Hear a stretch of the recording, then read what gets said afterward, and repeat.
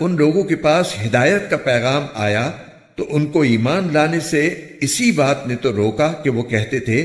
کیا اللہ نے ایک بشر کو رسول بنا کر بھیجا ہے؟ کہہ دو کہ اگر زمین میں فرشتے ہی اطمینان سے چل پھر رہے ہوتے تو بے شک ہم آسمان سے کسی فرشتے کو رسول بنا کر بھیج دیتے۔ کہہ دو کہ اللہ میرے اور تمہارے درمیان گواہ بننے کے لیے کافی ہے، بے شک وہ اپنے بندوں سے پوری طرح باخبر ہے، سب کچھ دیکھ رہا ہے۔ جسے اللہ ہدایت دے وہی صحیح راستے پر ہوتا ہے، اور جن لوگوں کو وہ گمراہی میں مبتلا کر دے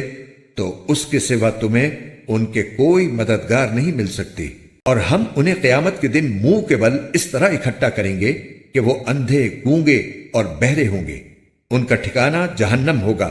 جب کبھی اس کی آگ دھیمی ہونے لگے گی ہم اسے اور زیادہ بھڑکا دیں گے۔ یہ ان کی سزا ہے کیونکہ انہوں نے ہماری آیتوں کا انکار کیا تھا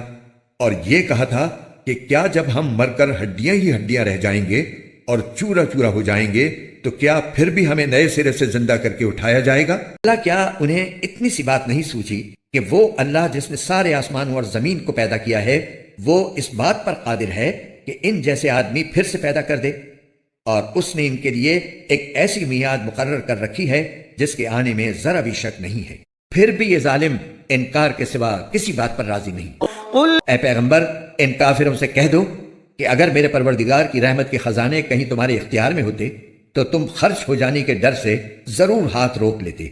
اور انسان ہے ہی بڑا تنگ دل۔